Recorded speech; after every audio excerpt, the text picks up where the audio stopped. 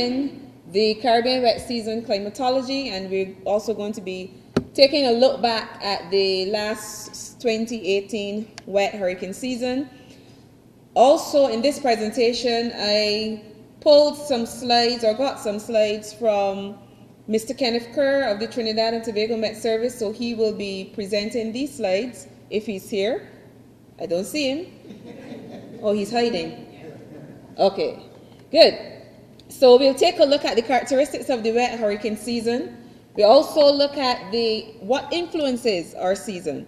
We also look at, as I said, a review of the last season and the impacts and where we are at now going into the 2019 wet hurricane season. The wet season generally starts around May, June, depending on your location across the region. Those countries that are further north, the wet season starts a little bit earlier.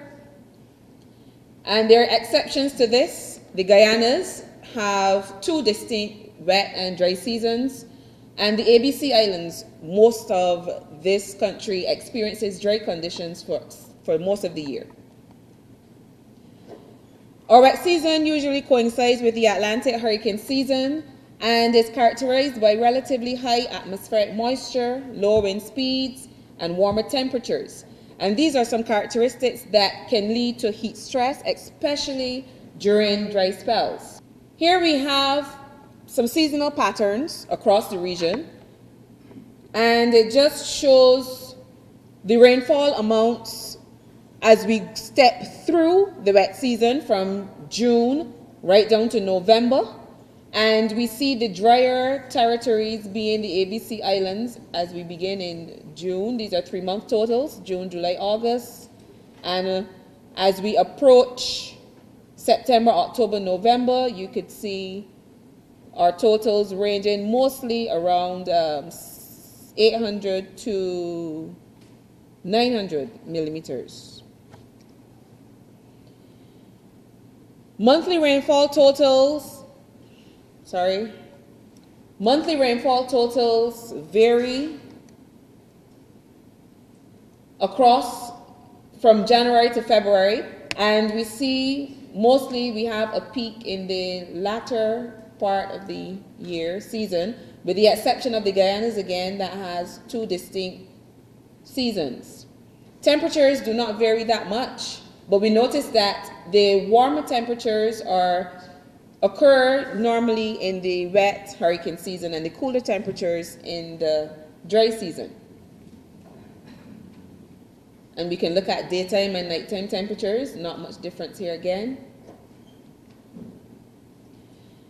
The last hurricane season, before we get there, what influences our wet hurricane season, hurricane season? The northward migration of the Hadley cell, or what is called the intertropical convergence zone. There's also the shift of the position, size, and strength of the North Atlantic subtropical high, as well as the increase in sea surface temperatures as they increase from around 27 to 30 degrees Celsius.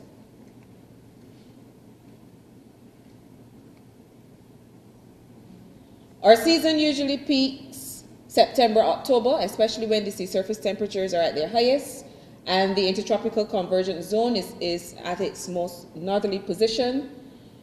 The end of the dry season is triggered by the southward migration of the subtropical high and the intertropical convergence zone, and that presents a more stable atmosphere. The last hurricane season, we saw 15 named storms, of which 8 of these developed into hurricanes, and 2 of these were major hurricanes. The named storms surpassed the average for tropical cyclone activity. We noticed that NOAA would have predicted earlier in the season, they would have predicted about 10 to 16 named storms. But as a result of certain things they were noticing, they downgraded their predictions to about 9 to 13 named storms, 4 to 7 hurricanes, and 0 to 2 major hurricanes. The explanation that was given was that they observed that the warmer Atlantic Ocean temperatures, a stronger West African monsoon, and the fact that the El Nino did not form in time to suppress the season helped to enhance storm development across the region. So 2018 presented itself as another record season where it was the fourth consecutive year where hurricane activity began prior to the official June start.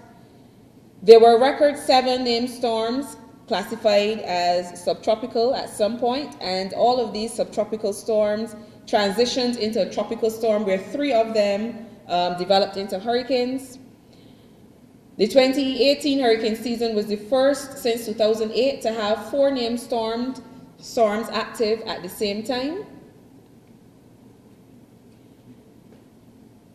Now you may ask the question, how wet or how dry was our last season? Now this is an SPI map from the Caribbean Drought and Precipitation Monitoring Network, and it shows how wet or dry it have been from June to November 2018. Now the redder the colors are indicates drier, and the bluer more moisture. So we can see here around the Guyanas, normal to exceptionally to extremely wet in some cases, and we see some wet conditions occurring across some parts of the Eastern Caribbean and into the Northern Caribbean.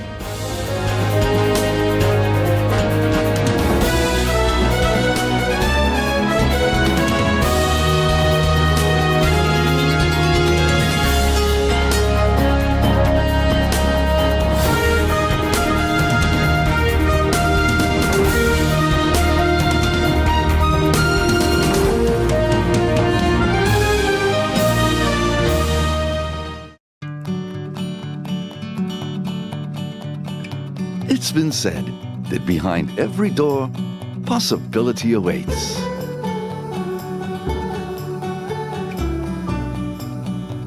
How much possibility depends on which door you open first. Every day, we help our customers discover the possibilities in their lives. It all starts with a conversation. Scotiabank. Discover what's possible. GEBE has been faithfully serving the communities of St. Martin, powering your home and our economy. Come rain or shine, our qualified team of professionals are working hard 24 hours a day to provide you and your family with safe, reliable electricity and water. We use the latest technologies and test our products daily to maintain the highest international standards. Our friendly staff is always there to assist you, whether in person, over the phone, or online. We are committed to constantly improving our products and services, making them more efficient, effective, and environmentally friendly to serve you better today and our next generation of clients tomorrow. GEBE, powering a brighter future. Our friend Megawati is here with tips to save you energy. 1. Turn your airco temperature up. 2. Use a ceiling fan instead. 3. Buy energy-saving products. Save some green with NVGEBE.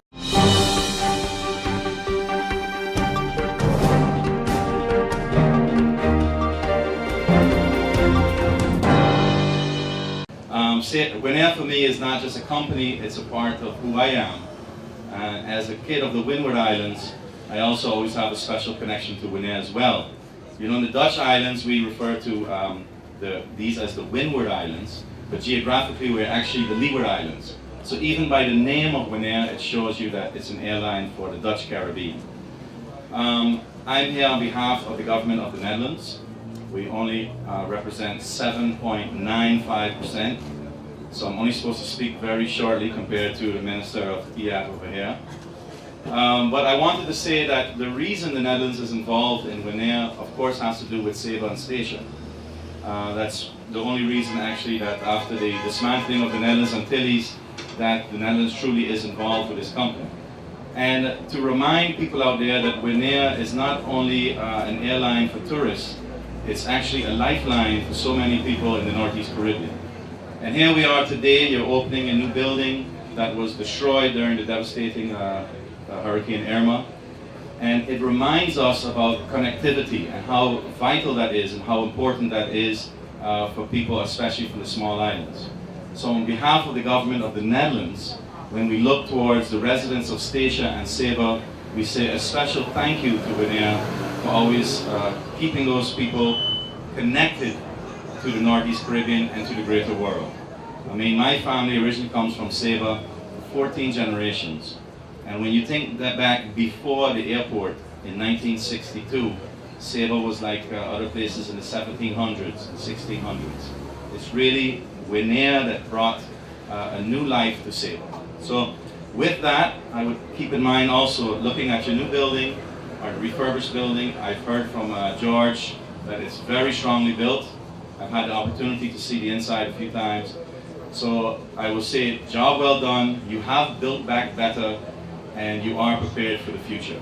So remember the vital role that you play, and I say thank you for all that you do, and congratulations on your beautiful new. In 1960, Hurricane Donna wreaked havoc throughout our islands. And in those days, we had much less structures and much smaller populations. So with the exception of those who had actually lived the experience at the time, we have to assume that the recovery must have been simpler and quicker to organize. I'm pretty sure that the World Bank wasn't involved in those days.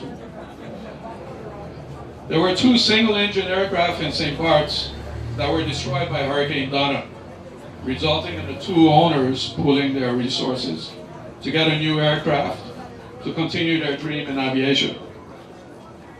The result of this adventure was the birth of Windward Island Airways a year later, a keen example of how change brings about opportunities. Just a little side note on that venture.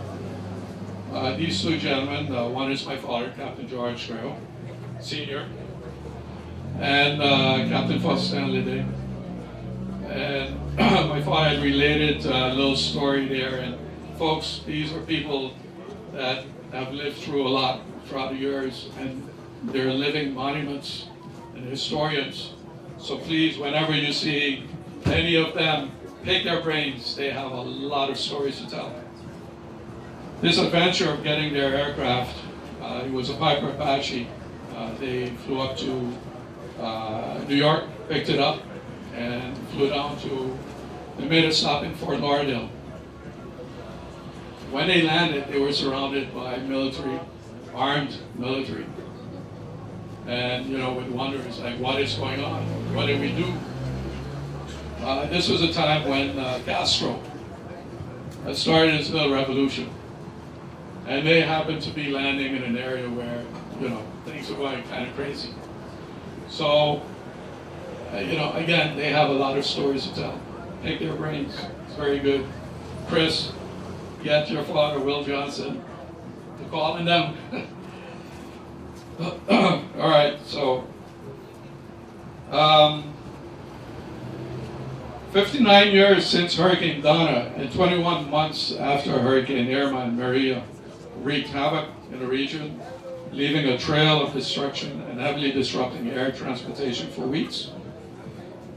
We are here present today to once again applaud the achievements of the Winair family.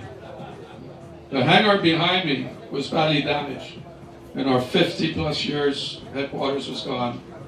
But once the initial shock wore off, that silver lining was there again, providing us with opportunities to rebuild better, stronger, and to be better prepared. There were and will always be many obstacles and challenges to overcome. But as we have learned as a team from the time we came on board in 2011, communication for problem solving are the best tools to work with, and to always look at the end goal to move things forward. This worked not only internally, but with our stakeholders as well.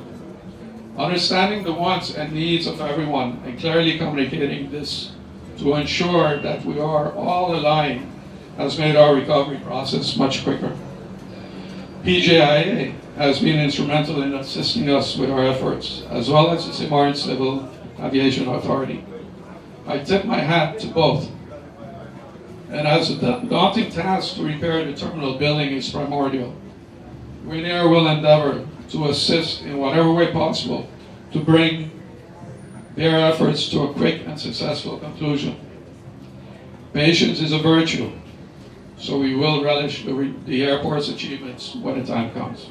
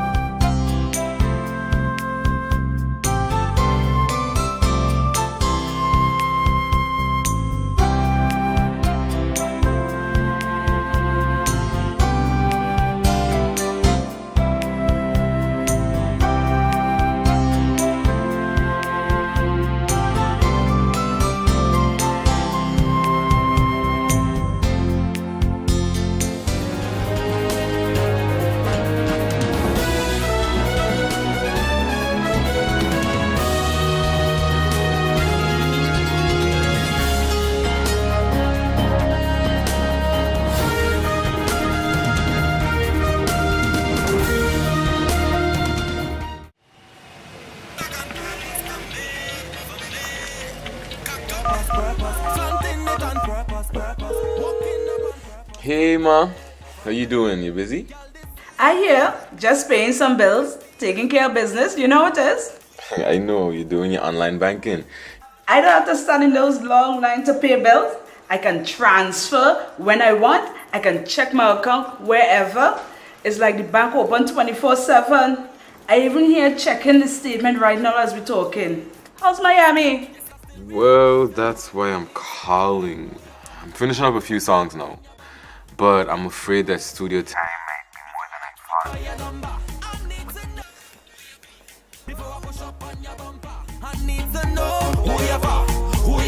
thought. And I was wondering if I could get some help with some funds, and I could pay you back as soon as I get back to St. Martin.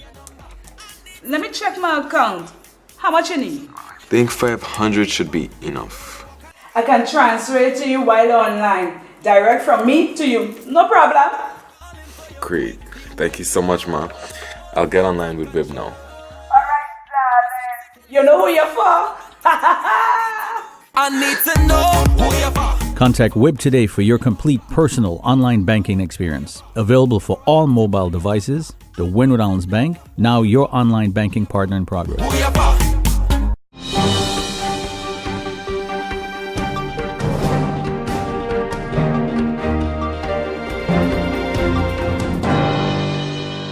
When would the Ministry of TIAT bring down the cost of living? 7 months ago, we looked at this government and what they have done to bring down more than 13,000 households in St. Martin out of poverty.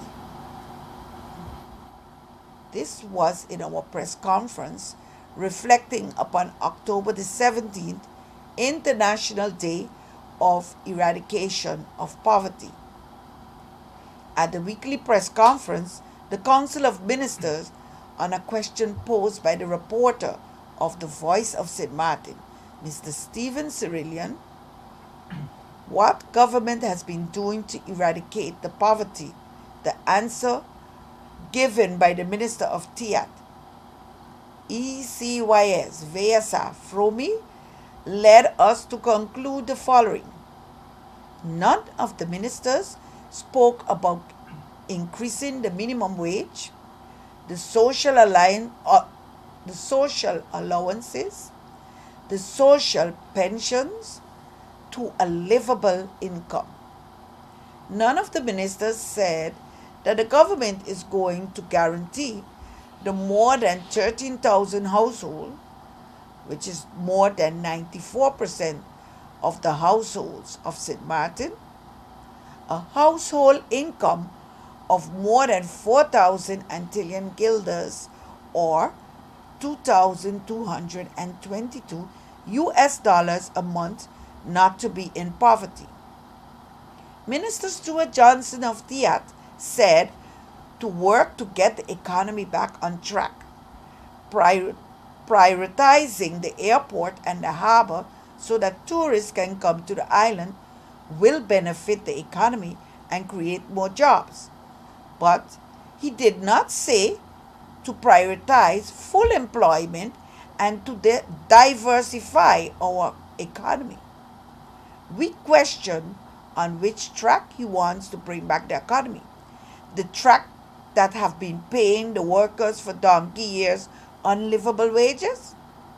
The track that did not guarantee full employment and decent work to all, but has kept so many persons unemployed and out of the labor market? The same old policies he seems to promote, flying all over the world to promote tourism, instead of coming with policies that will create full employment and defend work with livable wages. No word of the minister on policies to bring down the cost of living and the cost of doing business in St. Martin. Until now, we have not seen any consumer price index over 2018 and the first quarter of 2019. This is since December 2017. None of his almost weekly press releases speak about how he is managing to bring down the cost of living, which merchants are delivering affordable quality product and services. We have to hear him giving interviews and speeches at events about business trips he is making. This week he spoke about an award given to Port of St. Martin. Where are the awards for the merchants or businesses in St. Martin that provide quality goods and services for affordable prices? Where are the interviews about businesses paying the workers livable wages which keep their household out of poverty?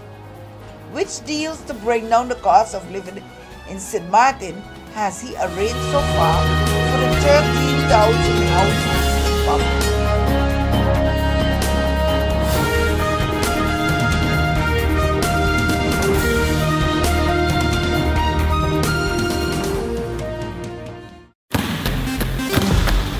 Hello, St. Martin. My name is Jose Helaga and I play basketball.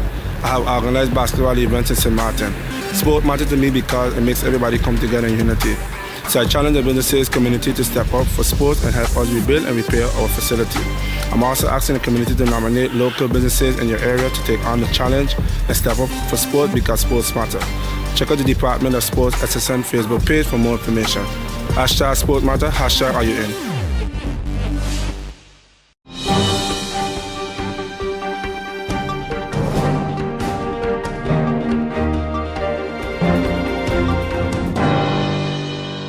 Port St. Martin was chosen as the best cruise port in the Caribbean Journal Traveler's Choice Awards 2019. The Caribbean Journal is the world's largest website covering Caribbean travel.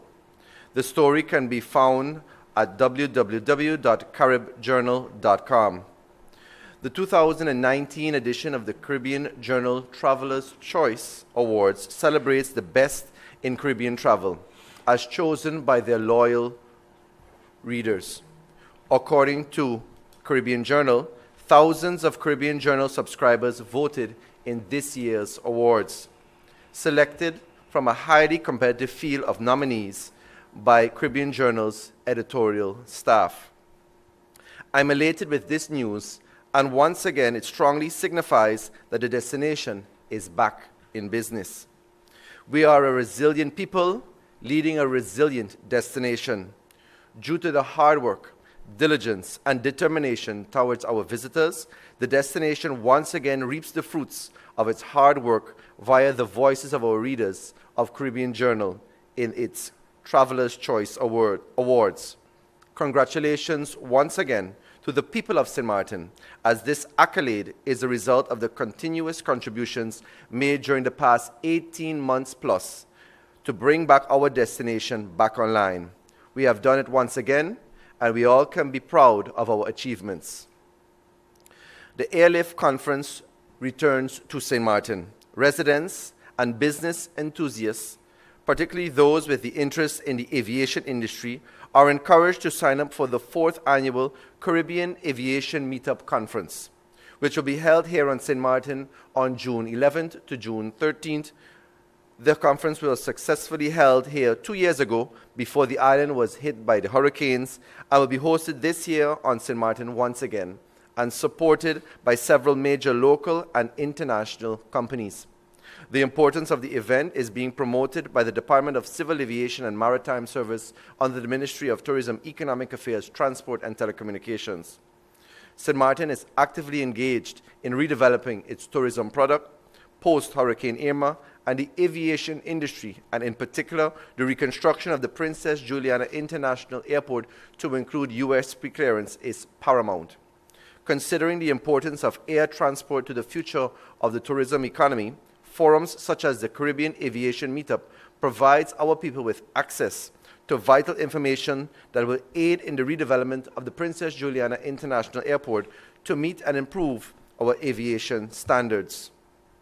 The Caribbean Aviation Meetup, CaribAvia, is a result and solutions-oriented communication platform for stakeholders of airlift, which are the aviation and tourism industries. The conference venue is the Simpson Bay Resort, where the sessions on the first and third day, as well as the social events, will take place. On the second day, the meetings will be held at the Grand Cars Airport. An exclusive summit on luxury tourism will be a limited number of persons, which will be organized and hosted by St. Bart's. The topics of the 30 sessions will vary from friendly skies, liberating airlift in the Caribbean, to regional airport design for a profit-making concept, and from re-energizing destination marketing to training and monitoring to service a demand clientele, U.S. pre-clearance, and there's also air traffic control tower tours at the Princess Juliana Airport. The economic outlook for 2019. Based on the developments of the first quarter of the year, the economy of St. Martin is projected to experience positive economic growth when compared to 2018. The island's gross domestic product, GDP, is projected to experience a growth of approximately 7% for the year 2019 when compared to 2018.